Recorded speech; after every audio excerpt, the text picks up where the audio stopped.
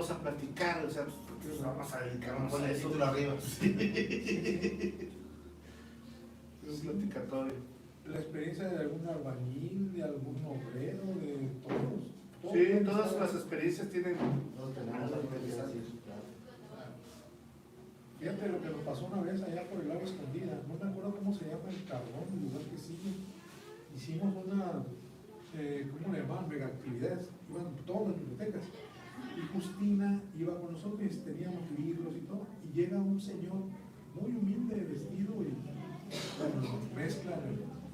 Se supone que era albañil y le dice: oiga, y tal obra de Gabriel García Márquez. No, pues no la tenemos. Yo creo que fue El amor en los tiempos de escuela.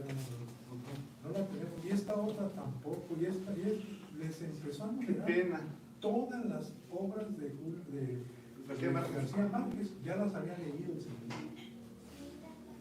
¿Qué simple? Entonces, ¿para qué la querían? Pero había una que no había leído, que era la que faltaba. Esa era la más importante. Muerte de una crónica anunciada. Muerte de una crónica anunciada. Pero ahí te sorprende que el usuario puede ser lector muy importante. Bueno, pues muy buenas tardes, bienvenidos por acompañarnos esta tarde aquí a la Biblioteca María Teresa Moreno. Hoy tenemos la presencia de escritores, poetas o californianos que vienen a presentarnos este libro titulado Legendario de Baja California Sur. Sur, por favor, volumen 2. Me dio penita. No, está bien. Y bueno, vamos a iniciar con el maestro Jesús Ernesto Adams. Él es coordinador de la red de bibliotecas en Baja California Sur, a quien pido un aplauso, por favor. Escritor Gilberto Ortega Vilés. Juan Pablo Rochín, poeta y escritor también. Y al maestro Víctor Ramos Coporoba, muy buenas tardes y gracias por acompañarnos.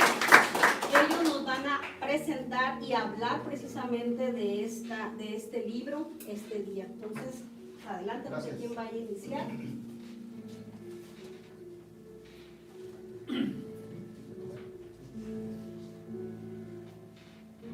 Muy buenas tardes. Pues yo quisiera empezar a platicar de mi experiencia personal de una sola ocasión en que tuve los efectos cercanos o directos de un encuentro paranormal en la casa de ustedes.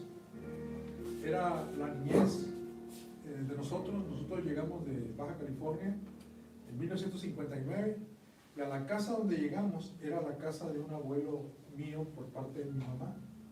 Y en esa casa al fondo había un patio y había otra casa de ladrillo abandonada.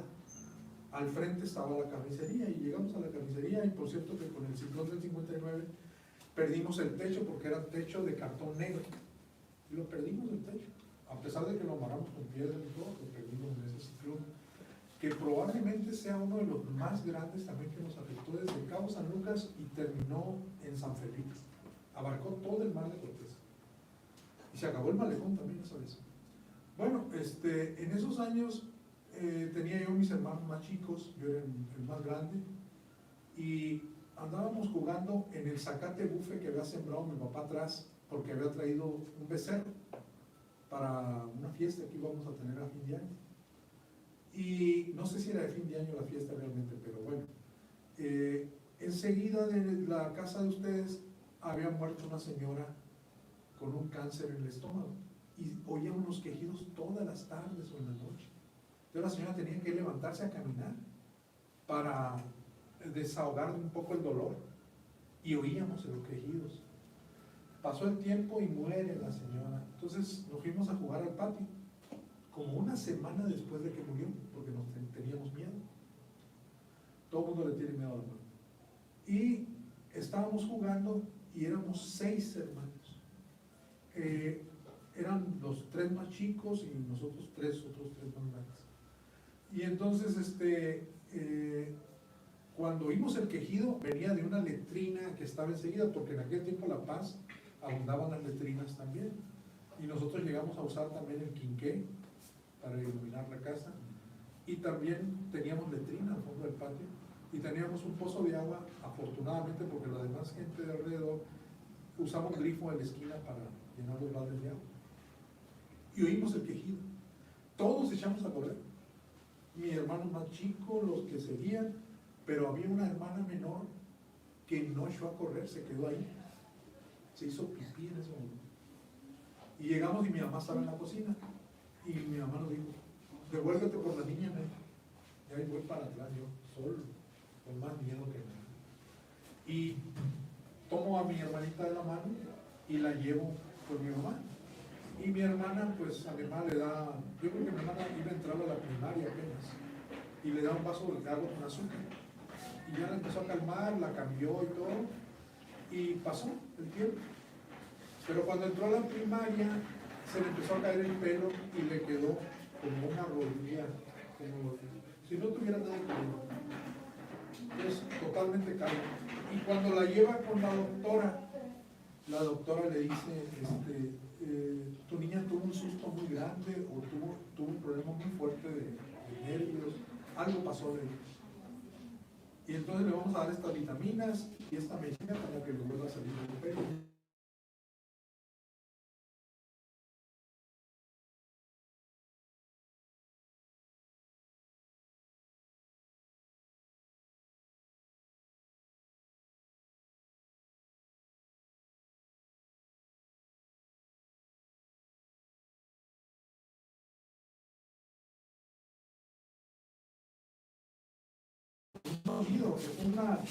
Pudiéramos decir que fue una alucinación auditiva o fue realmente un fantasma, pero a esa casa no entraba nadie, ya la habían sellado, ya estaba cerrada. Entonces, esa fue mi experiencia. Y les voy a comentar un segundo asunto. Cuando leí a Charles Dickens, tiene un libro de fantasmas muy bueno, que les recomiendo. No sé si son relatos al anochecer o por ahí va el título, ¿verdad? No lo recuerdo muy bien. Pero hay un cuento de fantasmas tremendo, que no tiene más de 2 páginas. Y en ese cuento relata él que 2 hermanos, una mujer y un hombre, se iban a separar en Londres. Y el hermano iba a viajar a la India, probablemente con el ejército inglés. Acuérdense ustedes que la India pertenecía a Inglaterra. Estaba dominada por Inglaterra en aquel momento. Estamos hablando antes de llegar al año 1900. Entonces le dice el hermano, hazme una promesa, le dice, vamos a prometer esto. Si yo muero, me aparezco a ti, y si tú mueres, me apareces a mí. Muy bien, dice ella.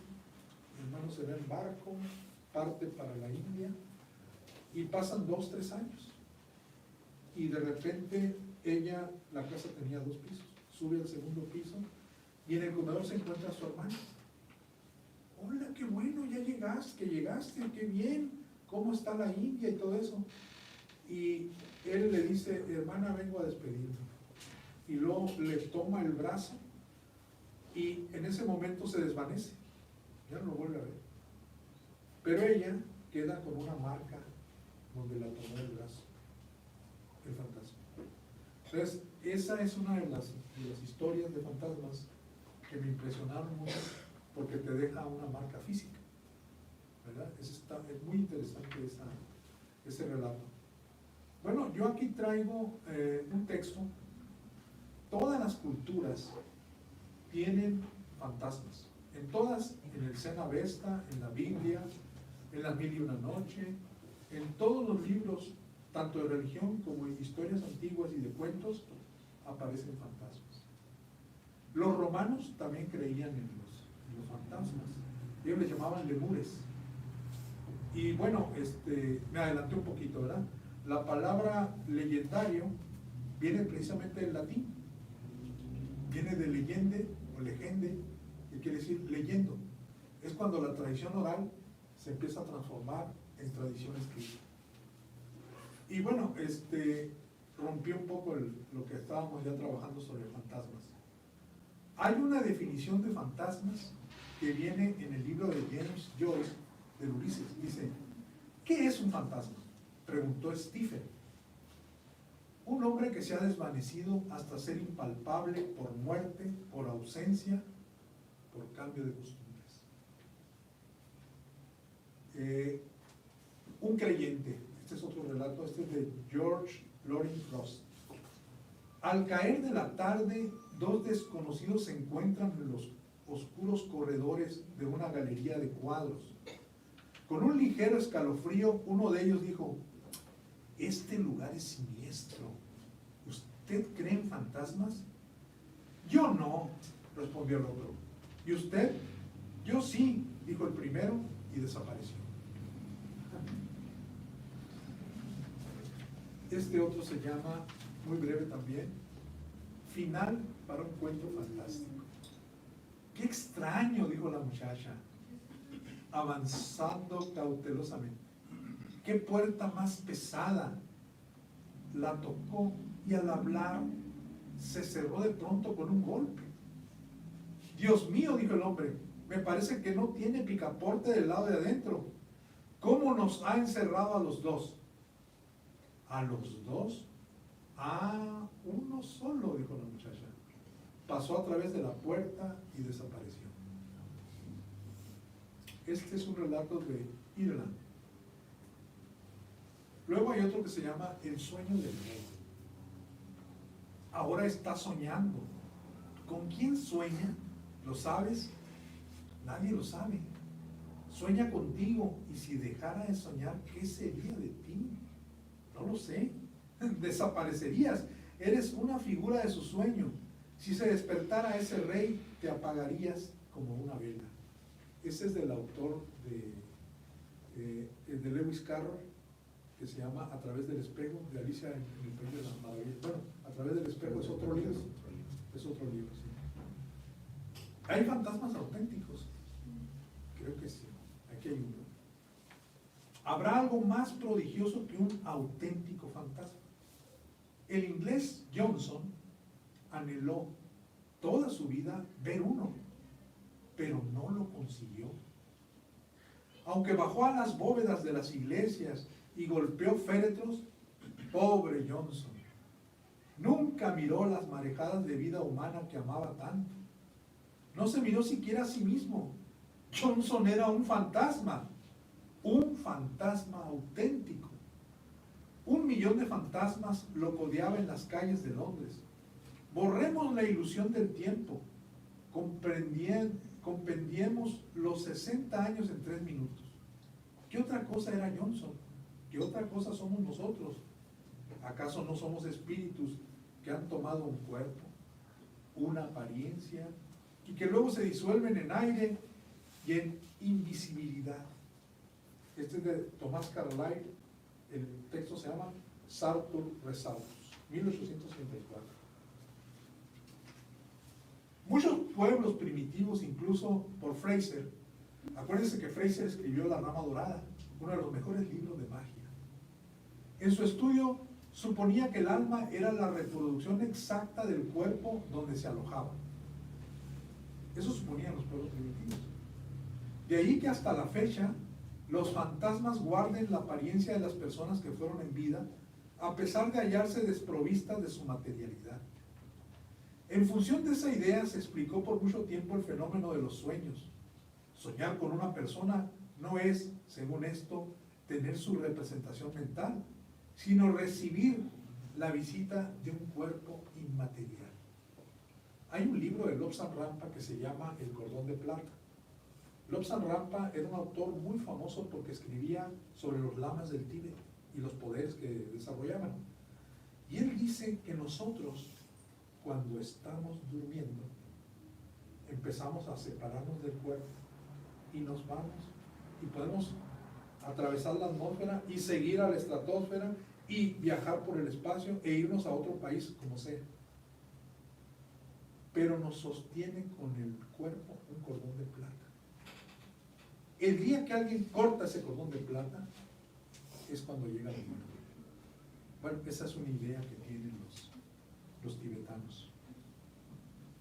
Uno de los casos más célebres en la creencia de fantasmas Él fue el autor de Arthur Conan Doyle, que escribió la gran obra de detectives, ¿verdad? ¿Quién practicó el espiritismo para encontrar a su hija? Vienen ahora dos definiciones. Dice, los fantasmas invisibles se les llama así a los que solo pueden ver los niños y juegan con ellos. Se dice que algunos pequeños cuentan con un poder especial para percibir a los espectros. Lo pierden durante la adolescencia. ¿Quiénes son los fantasmas extras? Se denomina así a las misteriosas figuras que aparecen en las fotografías o en las filmaciones, a pesar de no haberse hallado presentes durante la toma de estas fotografías. Son los que aparecen a veces en fotos y que nunca estuvieron así.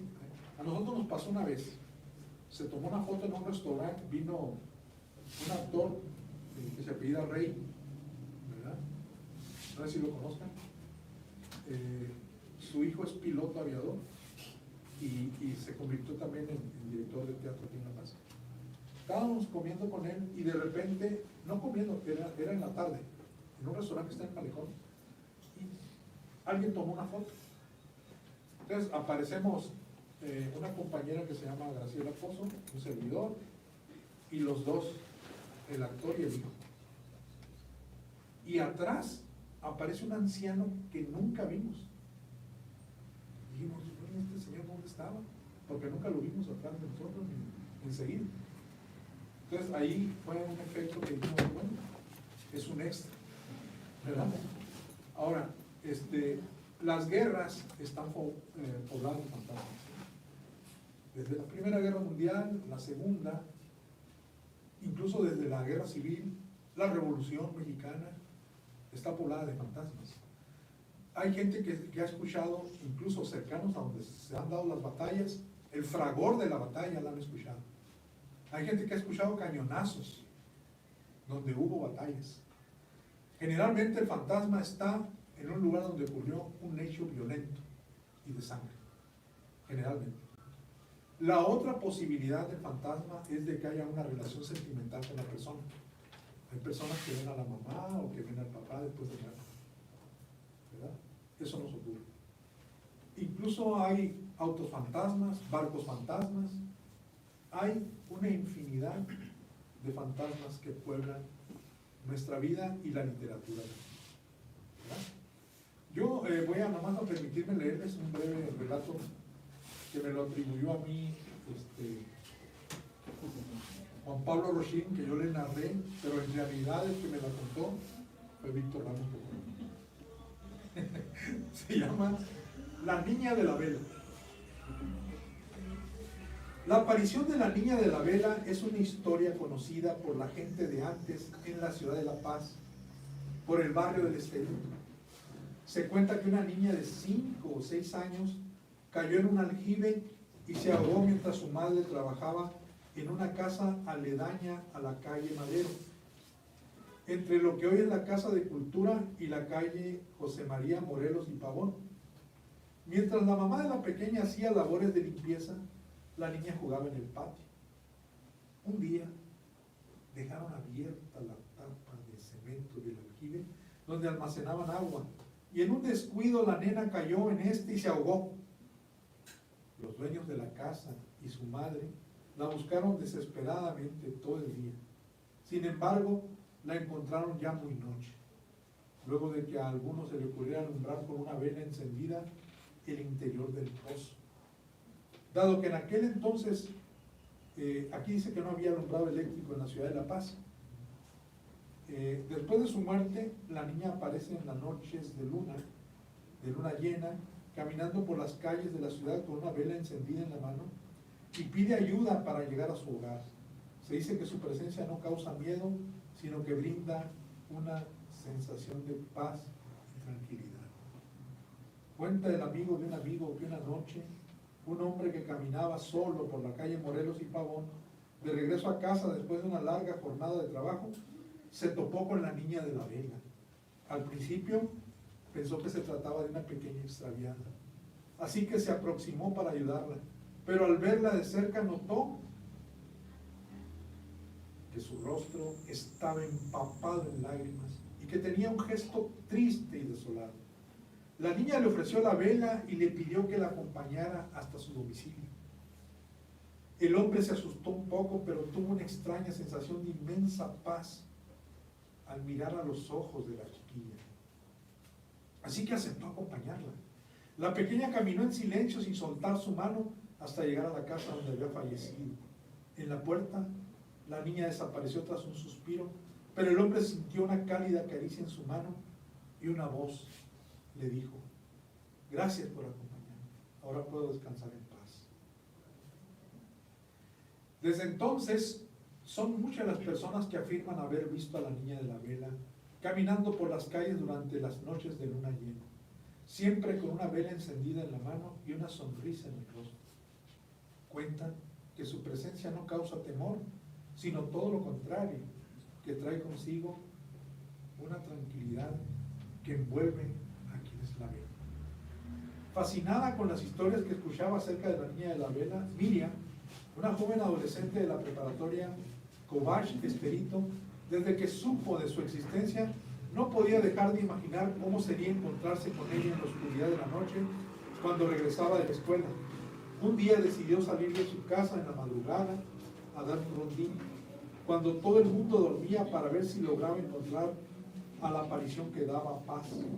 Ella misma tomó una pequeña vela usada en algún cumpleaños y se aventuró a dar una vuelta completa a la manzana solitaria de su cuadra.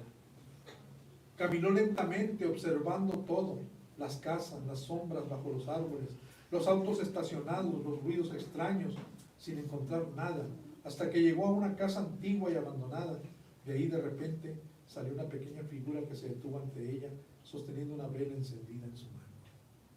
Miriam se asustó al principio, pero rápidamente recordó que nada debía temer, pues la niña de la vela era un cuento de paz. Sin embargo, se quedó observando a la pequeña con curiosidad. La niña parecía triste y su rostro tenía un aire de nostalgia. De repente un viento creciente sopló en la calle, apagando las velas que cada una sostenía. En un abrir y cerrar de ojos, la pequeña desapareció. La muchacha se quedó ahí sola y asustada en la oscuridad. A partir de ese día, Miriam se convirtió en la guardiana de la leyenda de la niña de la vela. Cada vez que alguien le preguntaba si había encontrado a la niña, ella respondía que no, pero siempre mantenía la esperanza de que algún día pudiera volver a verla y descubrir la verdad detrás de aquella obsesionada encarnación. La joven adolescente que se aventuró en busca de la niña de la vela siempre recordaría esa noche como una de las más emocionantes de su vida. Buenas tardes, muchas gracias.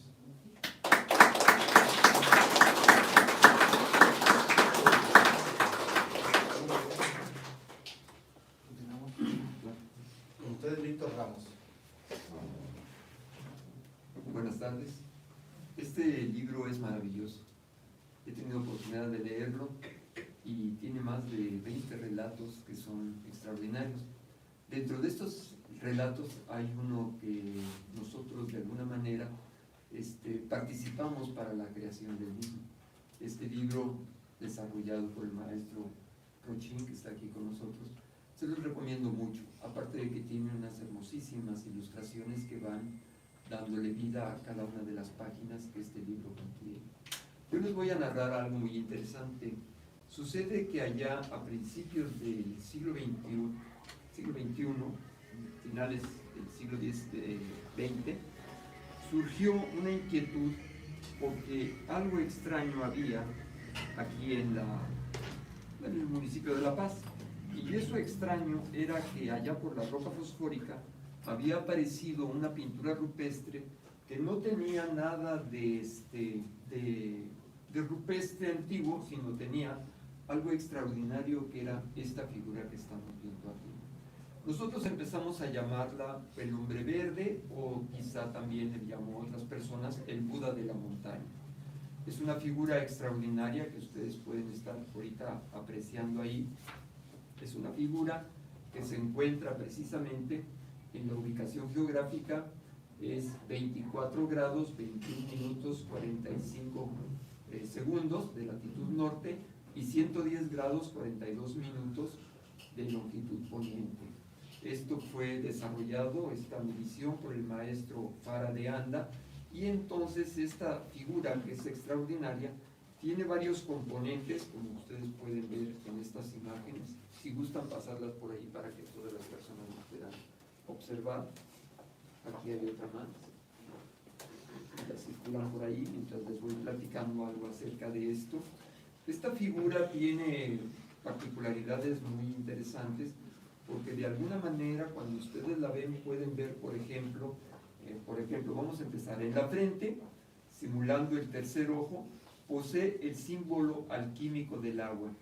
Estamos precisamente en la era del Acuario y aquí simboliza la nueva humanidad.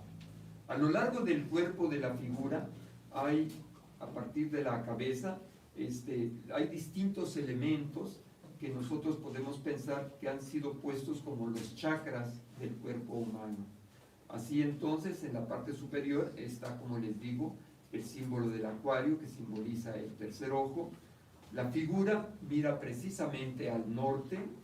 El que esté orientada hacia el norte implica que la idea de la divinidad trasciende la idea del sol como la mayor entidad divina, según los pueblos monoteístas.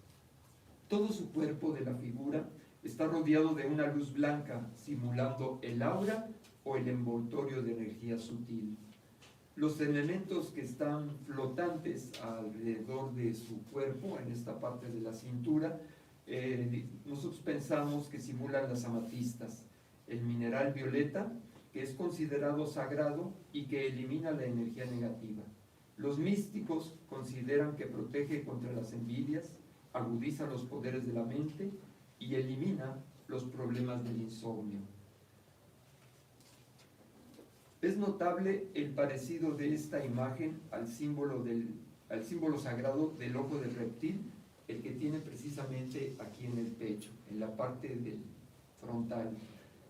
Tanto los toltecas, los mayas y los teotihuacanos lo usaron escultóricamente en sus diversos símbolos sagrados. Dentro del mismo está una estrella de 5 puntas que simboliza la luz y la espiritualidad. Los elementos que están flotando alrededor del ser, en su cintura, de un hombro, de un brazo derecho, de un brazo izquierdo, un brazo derecho, son, o podemos pensar que son las 8 virtudes Kundalini. Estas son la comprensión, la voluntad, el recto pensar, el recto actuar, el recto esfuerzo, la recta manera de ganarse la vida, que haya el amor y que haya la paz. En el cristianismo, la cruz de 8 puntas, una cruz como la de los templarios más o menos, de las órdenes de caballería, dice que también son 8 virtudes: la virtud de vivir en la verdad, la virtud de tener fe, la virtud de arrepentirse de los pecados, la virtud de hacer penitencia, la virtud de dar pruebas de humildad, la de amar la justicia, de ser misericordioso y de ser sincero y leal. Estos elementos conforman en arco, son en número 8, como les menciono, y también es la rueda de los budistas, que posee 8 rayos que simbolizan el óctuplo, el camino hacia la iluminación. El 8 es el primer número cúbico. La figura representada es de color verde. Esto también nos extrañó mucho. ¿Cómo pintaron en color verde sobre una pared que tiende a desmoronarse esta figura tan grande? Bueno, pues la figura está representada en color verde, que es el color de la vida, es el color de la primavera, es el color de la juventud y de la esperanza, y es el color de la vida misma. El color sagrado del Islam es el color verde, y también en el cristianismo el color verde simboliza la Santísima Trinidad. En la actualidad, como todos muy bien sabemos, el color verde representa la armonía, y más en estos tiempos, una alerta de nuestro mundo hacia volver a mirar la naturaleza. Esta figura, que a muchos ha de extrañar, empezó a transmitirse de que alguien la había pintado. ¿Quién la pintó? ¿Por qué la pintaron? ¿Por qué la pusieron en un lugar tan alejado? Esta figura está dentro del área o dentro de los límites que comprende la planta de fosforita. Y es increíblemente hermosa esta figura. Cuando nosotros la fuimos a visitar allá por 2003, empezaron a invitarnos o a decirnos que si nosotros sabíamos de la figura del Buda de la montaña. Pues nosotros realmente no la conocíamos, y cuando llegamos ahí, pues es un camino terrible para poder llegar a ese paraje donde están. Y conforme uno va acercándose allá, a la distancia, muy allá, uno empieza a ver la figurita de un ser que está parado, en la posición que lo vemos. Y ya que llegamos ahí, tenemos que caminar como unos 300 metros para poder llegar a la zona del paredón. Y ya que llegamos ahí, conforme uno se va acercando, uno va teniendo la sensación de una paz que lo inunda, de una sensación de que todo está bien, de que no hay problema, de que todo es hermoso. Y entonces uno se aproxima y ve este rostro que pueden ustedes observar, y el rostro les transmite a ustedes una sensación muy armónica. El rostro, de acuerdo a los especialistas, tiene dos conceptos muy hermosos. La mitad del rostro es femenino y la mitad del rostro es masculino.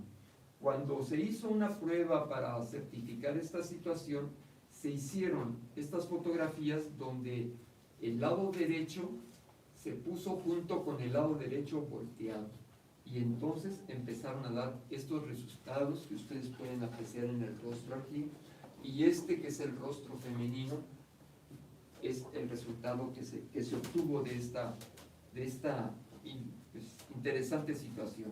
Ahora bien, ¿qué versiones hay sobre esto? La pintura data de los años 50 o 60. La pintura fue hecha antes de concluir el siglo XX. La pintura fue hecha 3 meses antes del siglo XXI. Vinieron 2 hombres y una mujer a pintarla. El personal de la roca fosfórica asegura que siempre esa pintura ha estado ahí. ¿Desde cuándo? No sabemos. En el área donde está ubicada la pintura dentro del desierto, hay flora del Mioceno de hace 28 millones de años, así como también nuevas especies de plantas aún no catalogadas. Se piensa que está ubicada ahí para hacer una señal para los extraterrestres, porque también esto es muy interesante.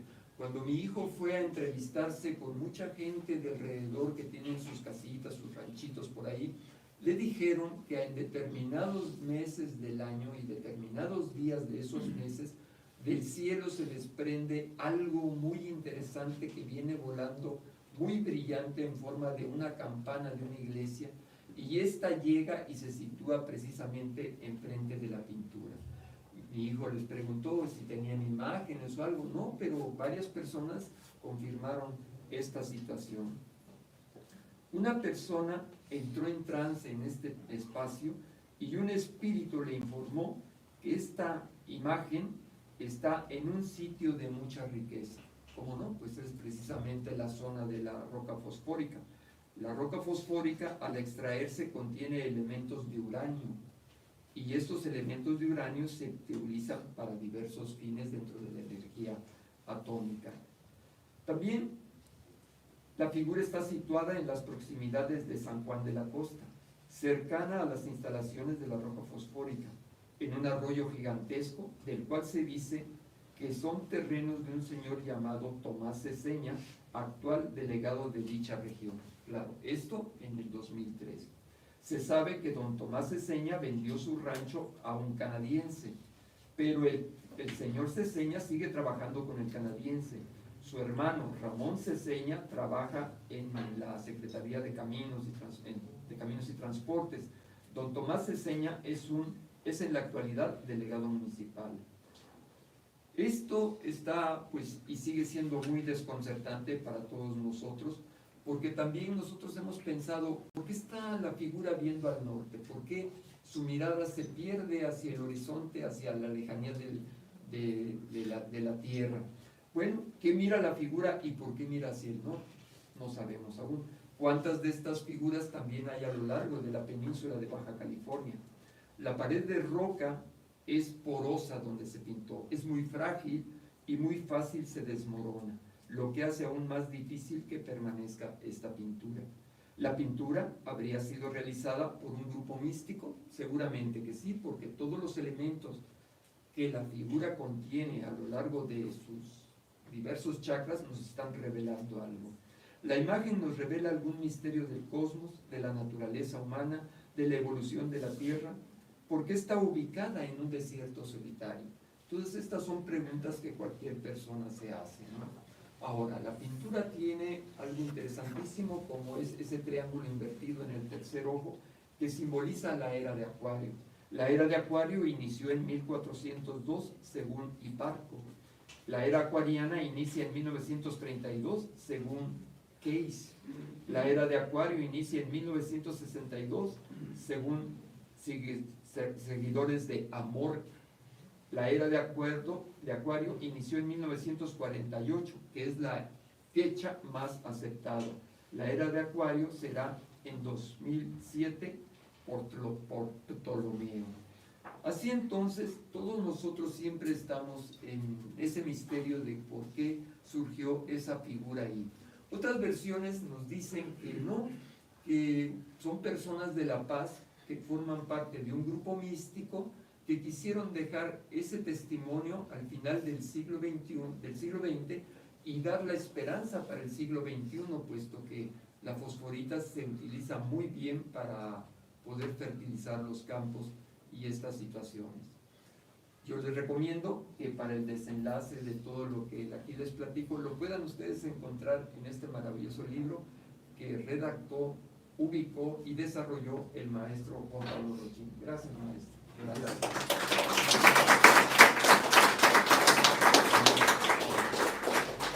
Humberto Ortega les hablará un poco también de este trabajo. Es especialista en investigaciones de temas fantasmas y ovnis y paranormal y lo que resulte. Adelante. Bueno, en primera, pues muchas gracias a mi compañero amigo Juan Pablo Rochín, que fue quien hizo posible este legendario, que ya lo he publicado, ya he dicho en todas partes que es el mejor libro de leyendas que se ha publicado. ¿Por qué? Porque tiene grandes autores como aquí los amigos, ya los escucharon, tienen miles de historias así interesantes, algunas están aquí. Además que son leyendas o historias que no van a ver en los libros de leyendas que se encuentran en todas partes. Por ejemplo, aquí no van a encontrar el mechudo, no van a encontrar la animita, que son buenas leyendas, pero son leyendas que ya se han contado miles de veces, con muchas mentiras también. Pero la verdad está muy bueno. Voy a comentar tantito de lo que platicaron los compañeros, que está muy interesante. Por ejemplo, el primero, el caso de la niña en la vela. Yo leí el libro y todas las historias me parecieron fascinantes, pero el de la niña en la vela me cautivó, porque el año pasado fui con un equipo de exploración paranormal a la Casa de la Cultura, que está por la zona más o menos donde aparece la niña en la vela. Y pues la exploración fue normal, captamos algunas señales, ruidos, imágenes con los aparatos, pero nada sobresaliente a lo normal de una exploración urbana, que probablemente muchos de ustedes estén familiarizados con eso. Ya la grabamos, fuimos en vivo, fuimos dos grupos de exploración, cada quien con su grabación diferente. Y a los meses me contacta una amiga de esa exploración, y me dice: mira este minuto de la grabación en vivo, y se ve donde vamos caminando, haciendo la exploración, y de repente a nuestro lado pasa corriendo un niño o niña, no sabemos, pero es un ser translúcido que pasa corriendo, exactamente cuando estamos intentando contactar algún ser. En este momento pues no nos damos cuenta, porque estamos con la investigación y aparte muchas cosas no las capta el ojo humano. Y cuando leí el libro, la leyenda que compartió el maestro Adam, dije: no, pues a lo mejor era la niña de la vela. ¿Por qué? Porque también coincidía que era noche de luna llena. Así que no le vimos cara al niño porque era un ser translúcido, pero pudo haber sido. En cuestión del gigante verde, yo también creo que siempre he estado ahí. Por lo menos yo siempre lo he considerado así. No se sabe quién lo hizo, si los aliens humanos o los guaycuras. Bueno, guaycuras no creo porque sí es muy reciente. Pero mencioné los guaycuras porque se me hace que tiene una similitud con las pinturas rupestres que tenemos aquí. Nadie se sabe quién las hizo, se les da muchas explicaciones y va tomando ese misticismo y se vuelve parte de la cultura de Baja California Sur. O sea, yo creo que el gigante verde, creo que ya se está desfritando un poco, si no me equivoco, por el tiempo, pero afortunadamente hay imágenes y quedan las historias, así que si tienen chance, Y este libro. y el libro, pues creo que es una caminata moderada para ir y sería bueno que si tienen oportunidad vayan. Con respecto en el libro, pues yo les voy a comentar así rapidito de dos historias que puse aquí. La primera es la de sobre unos antropófagos de 1835. Antropófagos vendría siendo el término para caníbales. Esto fue escrito en un libro del historiador Juan Clemente Rojo. Y él habla de que en 1835 a Santo Tomás llegó un buque, esto está arribita de la península, casi llegando a Baja California Norte. Llegó un buque, en esas épocas pues los barcos llegaban, compraban cosas a diversos pueblos y se iban. Este barco llegó y entonces la gente fue a ver, pero vieron que la gente que se bajó del barco inmediatamente se volvió a subir y se fue. Cuando llegaron a la orilla, vieron que estaba un indio muy robusto, semidevorado, o sea, se lo habían comenzado a comer. Y pues se espantaron, ¿qué onda con estos? Porque se comenzaron a comer una persona. Estas personas siguieron atacando a diferentes poblados ahí cercanos, hasta que en una población llegan, y como ya se había corrido el rumor, una señora comienza a gritar que vienen estos seres, según lo que comentan pues la historia, pues estas personas venían como que con ojos de rabia y enojados, o sea, casi, imagínense como si fueran zombies, y se irían a comer a una señora y unas niñas, pero esto dieron aviso a unas personas, y estas personas dieron aviso a unos cazadores de nutrias. Para los que no saben, aquí antes había nutrias, pero se extinguieron, y pues los cazadores de nutrias pues iban y cazaban nutrias con rifles. Así que los corrieron a punta de rifle, de arma, y se dice que estos antropófagos huyeron muy cerca de la isla Guadalupe y ya nunca se supo nada de ellos, pero que andaban haciendo unas personas devorando gente aquí en la península, pues es uno de los misterios que pueden ver en este libro. Y otra de las historias que pongo así rápido es una leyenda urbana no tan urbana de por allá de los años 2000, que habla sobre la antena que desviaba huracanes aquí en Los Cabos.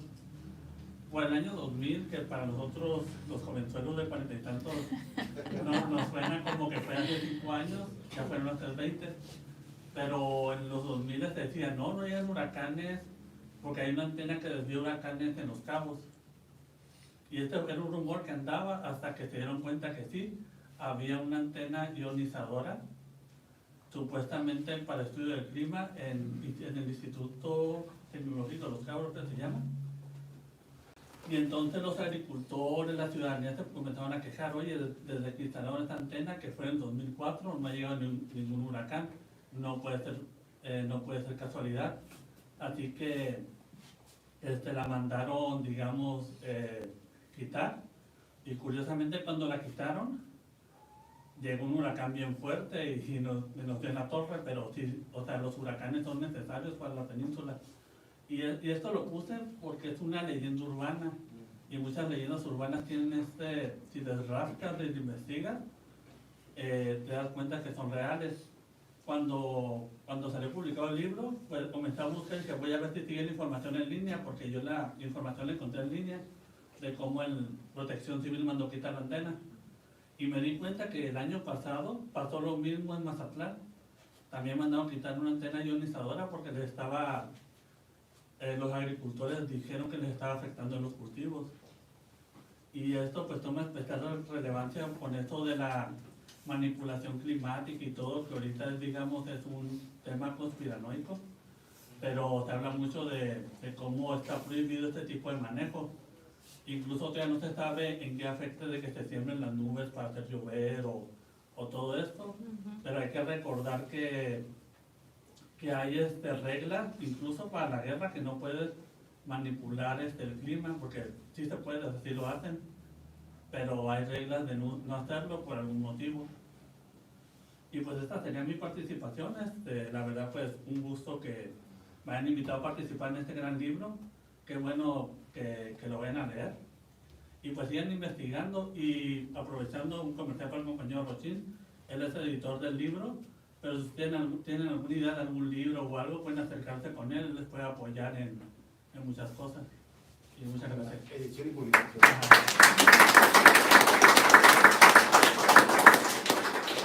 Pues muchísimas gracias. Muchísimas gracias por su asistencia. Mi nombre es Juan Pablo Rochín Sánchez. Agradezco primero, por supuesto, a Luis Fernando Gómez Cota, aquí presente, encargado de bibliotecas del municipio de La Paz, y a quien le hice una donación que vamos a entregar en un momento más de estos ejemplares. Se van a entregar por parte de la Coordinación Estatal de Bibliotecas. Yo soy editor.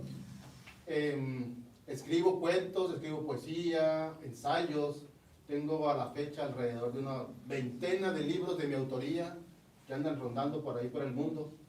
Por supuesto, es el más reciente. No es de mi total autoría como tal. Es decir, es una antología. Son trabajos recopilados de otros autores. Por ejemplo, algunos de ellos están aquí con nosotros, acompañándonos en la mesa y presentando yo sus trabajos. Y la temática es la leyenda. Este es el segundo volumen de un trabajo anterior que ya hice, recopilando leyendas subcalifornianas. Sin embargo, para esta ocasión quise hacer una recopilación de leyendas no tan conocidas, precisamente como decía Gilberto hace un momento. Ya sabemos, ya conocemos la historia del Mechudo, del Cerro de la Calavera, etcétera, etcétera. Pero en realidad hay muchas más que andan por ahí y que incluso no están tan plasmadas por escrito, vaya. Yo me tomé a la tarea de recopilar algunas escuchadas, leyendas que me platicaron, recopiladas con los compañeros, escribí algunos trabajos y recopilé otros y están editados y publicados en este libro. Lo llamé Legendario Baja California Sur. Obviamente es intencional la cantidad de R's al final, para algunos que ya más o menos conocen el anécdota al respecto, no la voy a comentar, pero es intencional que diga sur, 5 R's al final, para hacer énfasis en que somos de acá y no de allá. Y son alrededor de 22, 24 relatos recopilados y voy a leer, voy a comentar a grandes rasgos el contenido de algunos de ellos. Por ejemplo, el primer relato aquí se llama Un héroe iluminado por San Telmo. Hay algunas leyendas urbanas de una persona que durante el ciclón Lisa salvó a otras personas amarrándose alrededor de la cintura una cuerda y metiéndose a los rollos a ayudar gente y a salvar gente. Se sabe que fueron como alrededor de 30 personas a las que ayudó a sacar de las aguas. Y esta persona, al pasar de pocas semanas, falleció por infecciones, por cortaduras en la piel que sufrió al meterse a las crecidas de agua, y se infectó y falleció. Y yo recopilé algunas historias al respecto y me di a la tarea de hacer mi versión. Les recuerdo que las leyendas en realidad son versiones que podemos tener de algún hecho basado en algo real, pero cada quien puede contarlo de diferente manera. Esas son las leyendas, las versiones. Se lo llevó el arroyo, otro texto que está aquí compilado es de Miguel Ángel Avilés Castro. Y en realidad de todo el libro es una crónica, no es una leyenda como tal, esta es una crónica. ¿Por qué? Porque él relata su experiencia de niño, quizá como de primaria, en la ciudad de La Paz, después de la tragedia precisamente del ciclón Lisa, y dice que se empezó a escuchar un rumor en las escuelas, sobre todo donde él estaba, que pasaban lista a los maestros, y si alguien no estaba en el salón, alguien decía ahí atrás, se lo llevó el arroyo, profe. En torno a recuerdo de Miguel Ángel, escribió una crónica y lo tituló así, se lo llevó el arroyo. Por supuesto que se los recomiendo. Me parece, de todos los trabajos recopilados, el que personalmente más me gusta del libro completo, yo creo que se lo llevó el arroyo, porque tiene mucho de sentimental su relato, y en realidad es una crónica, no una leyenda como tal. Tengo mi propia versión aquí del Hotel California. Yo lo titulé Una carretera oscura y desierta. Este título en realidad es el primer verso de la canción Hotel California de la banda de rock inglés estadounidense The Eagles, ¿no? Las Águilas. Tengo mi propia versión, porque la quise poner porque me gusta la historia. Sin embargo, investigué otros datos más y que están aquí recopilados y otras versiones, y digamos que mi propia conclusión al respecto del Hotel California. El texto Antropófagos, que es de la autoría de Gilberto Ortega, ya les comentó más o menos de qué trata. Una visita inesperada de la maestra Berta Salaices. Ella es mediadora de salas de lectura y ella vive en Ciudad Constitución. Y cuenta una anécdota que le pasó, no a ella precisamente, sino a sus vecinas. Tenía, ahí donde vivían hace algunos 10 años, había una panadería, ahí cerca de su casa, panadería que era de leña. Y enseguida había una familia donde habían 3 mujeres y acostumbraban a tomar café por las tardes. Y uno de los panaderos, por las tardes, cuando salía de su trabajo, llegaba a la casa y le regalaba una bolsita de pan, de conchas específicamente. Pero al paso del tiempo la persona fallece, y si quieren conocer el final de la historia, les recomiendo que lean el libro. ¿Qué sucede? El padre Juan Ugarte y la misión de San Francisco Javier. También es mi versión, mi propia versión, con respecto no solo a la fundación, sino a la fortaleza de los padres jesuitas, en este caso, para mantenerse en la península. En este caso, este padre lucha contra unos indios cochimíes y los vence a mano limpia, y lucha también contra un tigre de montaña, contra un león de montaña. Tengo mi propia versión al respecto, narrado a manera de narrativa o de cuento, pero contando su historia, de cómo se fortalecieron las misiones después de lo que le sucedió al padre Juan Ugarte en San Francisco Javier. La niña de la vela es un relato del maestro Ernesto Adams, que en realidad tiene coautoría de un servidor, porque el maestro me pasó la leyenda la historia escrita en una hoja, escrita a mano por él en una hoja en blanco. Yo me la llevé, la transcribí y le aumenté, como podrán ustedes imaginar. Entonces yo hice el final, digamos, como cuento, pero la historia, la anécdota original, me la pasó el maestro Ernesto Adams, que a su vez la escuchó de Víctor Ramos, que a su vez lo escuchó de alguien más. Y bueno, fueron rescatados, transcritos y publicados en esta versión física. Un velorio fantasmal es una historia que me contó un maestro sobre una aparición de un velorio fantasma en la ciudad de La Paz, de más o menos de la década de los 80. Aquí está una versión a manera de cuento, pero es basada en una historia real. Y bueno, un lagarto prehistórico en Matancitas es el único relato que es ficción, completamente ficción de todo este libro. Es decir, todos los demás tienen su base en cierta anécdota real. Sin embargo, un lagarto prehistórico lo inventé yo, es de mi autoría, y es una simple, aunque el inicio es bastante real porque me basé en un hecho de mi infancia, cuando mi padre y mi familia íbamos yo de niño, de primaria, a acampar hacia los planes, y luego después meterse a alguna de las brechas y en algún arroyo amplio quedarse a acampar. El inicio de este relato es eso, es esa visión, recuerdo que yo tengo. Pero siempre tuve la idea, siempre me imaginé que andando allá en el monte, en algún momento podría salir un lagarto prehistórico. Ahora de adulto, incluso este texto lo escribí hace como un año, más o menos. Dije, ¿sabes qué? Es el momento de escribir la historia que tenía en mente. La escribí, la pude incluir en este libro, que por cierto, para la publicación del libro debo agradecer, claro está, a PACMIC, porque este libro es producto de un proyecto de PACMIC. Es decir, si yo los tuviera en mi computadora todavía aguardados y esperando que alguien pudiera darle visto bueno para mandarlo a imprimir y distribuirlo como tal, todavía seguiría esperando de no ser, porque hay proyectos, se concursan, se meten ideas y se seleccionan algunos trabajos, y uno de los seleccionados fue corrió con buena suerte la publicación de este libro de leyendas, y que es para ustedes. Un lagarto prehistórico en Matancitas. Es ficción, 100%. La antena de los cabos que desviaba huracanes, del amigo Gilberto Ortega. El misterioso hombre verde de San Juan de la Costa. Es un artículo que escribí basado en la cantidad de información que conseguí con el amigo Víctor Ramos, aquí presente. Seleccioné algún par de fotografías que están aquí en el libro también.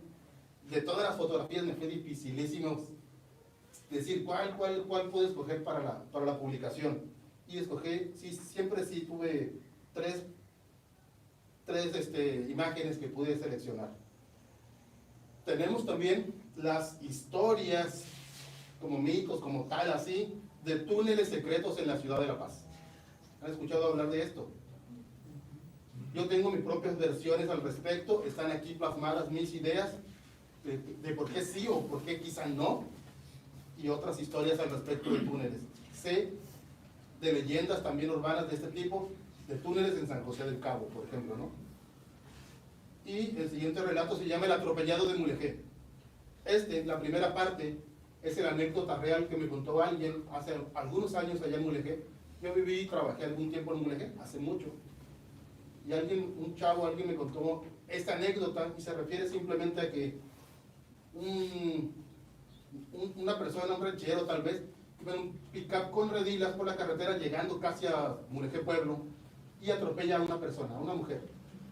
Se baja a ayudar a la persona que había atropellado, y al bajarse obviamente no encuentra nada. Regresa a su camión y la encuentra sentada en el camión, al lado del copiloto. Le da un infarto al conductor y fallece. Cuando me contaron esa historia ya me quedé sorprendido, porque dije, entonces ¿cómo sabemos qué vio si el señor falleció? ¿Quién le contó la historia si el señor murió? ¿Cómo sabemos, no?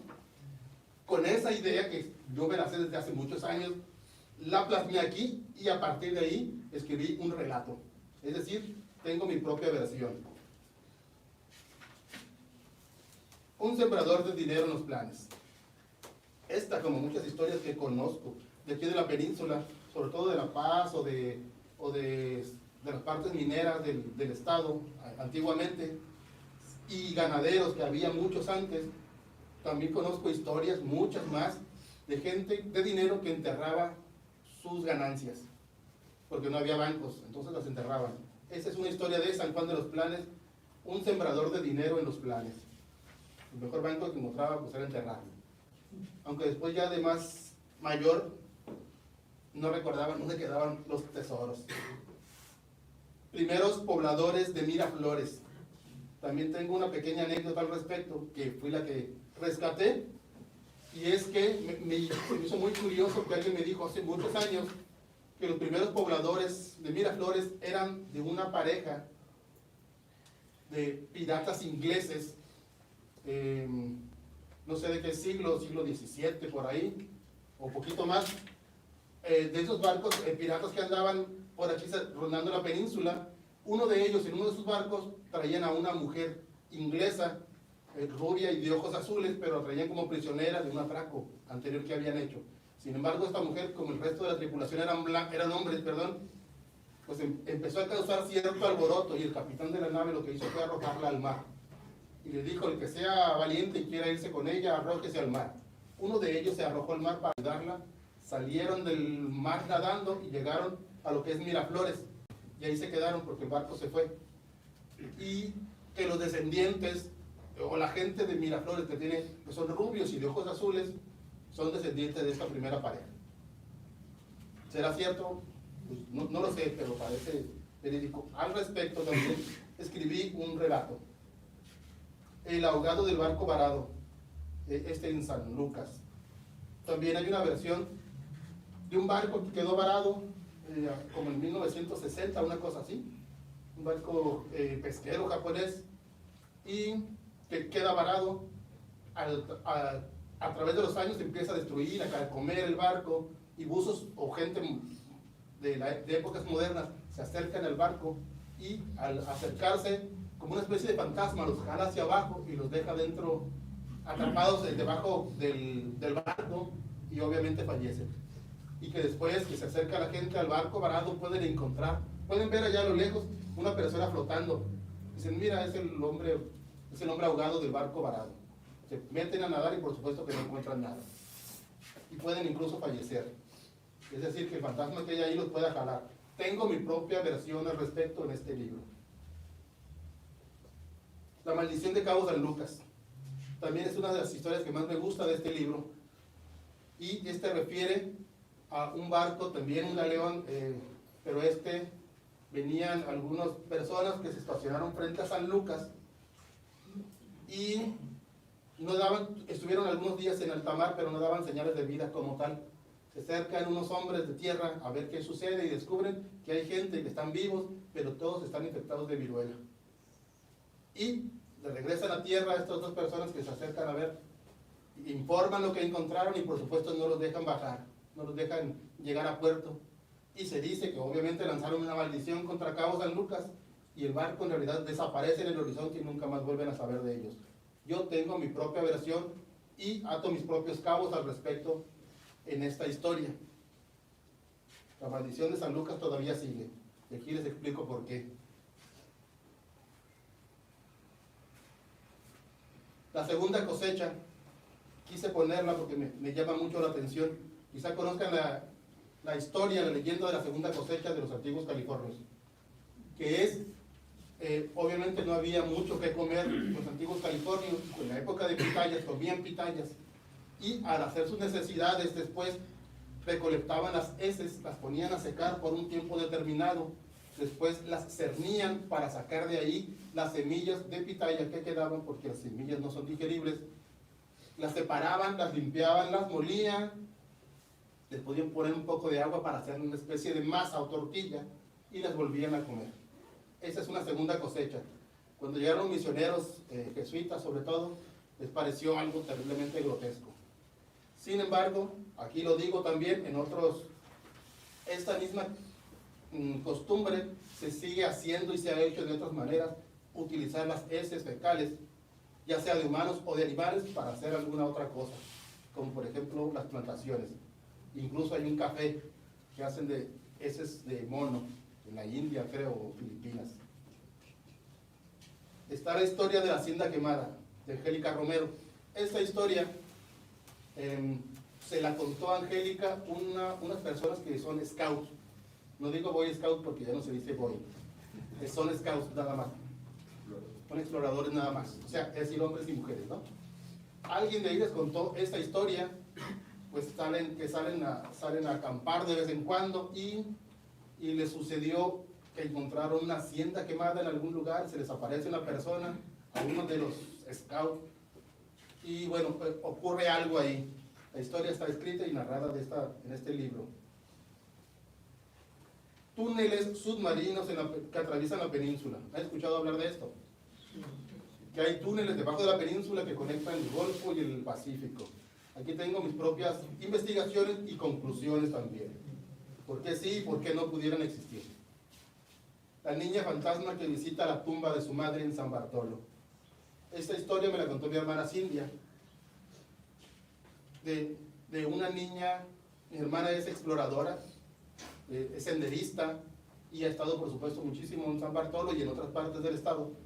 Y un día me dijo, hace poco en realidad me contó esta historia, que en San Bartolo, en el panteón que hay, en cierta época del año, ven los pobladores aparecer una niña en el panteón que camina hacia una tumba y se queda en la tumba, porque la tumba es de una señora. Se dice que esa señora, en 1920, que falleció, tenía una hija de 6 años de edad más o menos.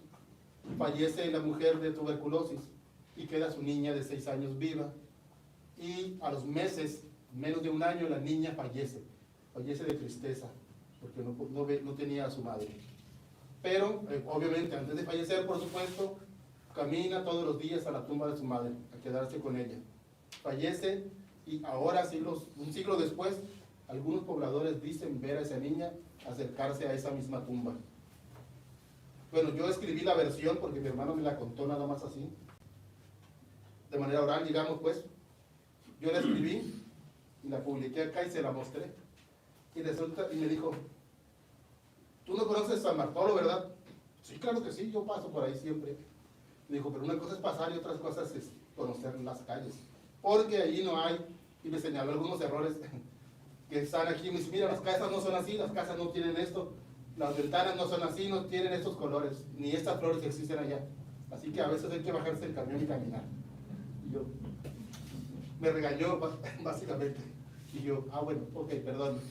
Bueno, ya está publicado, pero es mi versión, valga. La mujer emparedada de los barriles. Otro texto. De este en realidad no quisiera hablar demasiado, porque es una historia real que alguien me contó. Encuentran un cadáver en una casa antigua, no precisamente en los barriles. Yo la ubiqué en los barriles y cambié los nombres y las situaciones. Pero alguien estaba remodelando una casa antigua que compró, y al quitarle algunas paredes encuentran un cadáver muy, muy viejo. Era una mujer. Alguien escondió, no sé qué pasaría, algún crimen, no sé. Pero ¿por qué esconder un cadáver? Yo escribí mi propia versión con base en lo que me contaron, que es este relato, la mujer emparedada de los barriles. Yo lo ubico ahí, pero en realidad no pasó ahí. Lo escribí, lo metí a este libro. La persona que supo que ya estaba a punto de publicarse me dijo, oye, ¿no podrías no publicarlo? Porque no quisiera que me buscaran y me preguntaran por qué o qué sucedió. Porque desaparecieron el cadáver sin dar aviso a las autoridades y eso es un crimen también. Dijo, no lo publiques. Llamé a la imprenta, oiga, ya publicaron el libro, para ver si puedo hacer un cambio. No, ya está impreso. Ok, bueno, ni modo. La emparedada de los barriles es un hecho real. La mujer de negro y la carroza. También muchas personas me han contado historias de que han escuchado, que no han visto, han escuchado como que una carroza y caballos pasan, ya sea por el frente de su casa, por una calle. Un primo mío me contó, él trabaja en la biblioteca Justo Sierra, de aquel lado de allá de la ciudad. Y él me dijo una vez que en una ocasión escuchó que en su casa, él vive a un par de cuadras antes de llegar al panteón. Si conocen la llegada al panteón de San Juan de los Planes de aquel lado, en este momento hay una cuadra antes, me parece que hay un Oxxo. Él vive a un par de casas de ese Oxxo, a la izquierda, de este lado de acá. Y el frente de su casa digamos que esa es su casa y la cochera está aquí. No tiene barda enfrente, es decir, ahorita ya tiene barda, pero antes no había. Se podían estacionar los carros sin abrir ningún portón porque no había nada. Él me platicó que un día escuchó, estando en la sala, es decir, aquí, y la puerta abierta, viendo hacia la cochera y el patio de frente de su casa y la calle, dice que escuchó ruedas como de una carroza y pisadas de caballo como si viniera sobre empedrado. Dice, se estacionó en el estacionamiento de mi casa y salí a ver porque se me hizo muy raro. Dije, ¿qué pasa aquí? ¿Qué acaba de llegar? Si no hay nada, y sale a ver, por supuesto ya no escucha nada, sale a investigar qué fue lo que escuchó. En la esquina donde está el Oxxo, en la otra esquina de acá, había, creo que ya no hay, una frutería. Es conocido de él, es decir, de la cuadra, ¿no? De los vecinos. Y llega a preguntar, oye, fíjate que escuché esto. Y le dice el vendedor de frutas también, fíjate que yo también lo escuché, pero no ahorita, hace tiempo atrás. Aquí, lo que es pavimento en este momento, pasó una carroza, estando yo aquí sentado vendiendo fruta, no había ningún carro y no pasa nada. Escuché pasar una carroza y huellas y sonidos de cascos de caballo que pasó hacia el panteón. Yo lo escuché en una ocasión. Sobre eso mismo y otros relatos más que hemos escuchado, escribí algo al respecto. Y finalizo este libro con una historia también un poco conocida, la mina perdida de San Ignacio. Tengo entendido que hay otras versiones en otros lugares, ¿no, amigo Ernesto? Pero yo la encontré de esta manera, es decir, que en cierta parte en San Ignacio, acá en el norte, algunos indios cochimíes encontraron pepitas de oro, las llevaron a los misioneros, dijeron, miren, encontramos esto, hay un yacimiento aquí cerca. Los misioneros dijeron, bueno, ellos les decimos dónde es el lugar, la beta, pero siempre y cuando lo utilicen para la iglesia. Y los misioneros, sí, pues claro que sí. Y con el paso del tiempo, que empiezan a escarbar y a hacer la mina, se dan cuenta los indios cochimíes que los españoles que estaban sacando los minerales, en realidad se los estaban llevando del estado y no se los estaban utilizando en la iglesia como ellos querían al principio. Y entonces ellos derrumban la mina y la desaparecen. Y hasta la fecha se supone que nadie sabe dónde está esta mina perdida. Hay otras versiones al respecto también, pero acá al sur. Bueno, con eso finalizamos este libro, que son 24 relatos. Agradezco muchísimo su asistencia, su escucha, y ahora quiero pasar con el amigo Luis Fernando para hacer entrega de un acervo de libros que vamos a dejar a bibliotecas municipales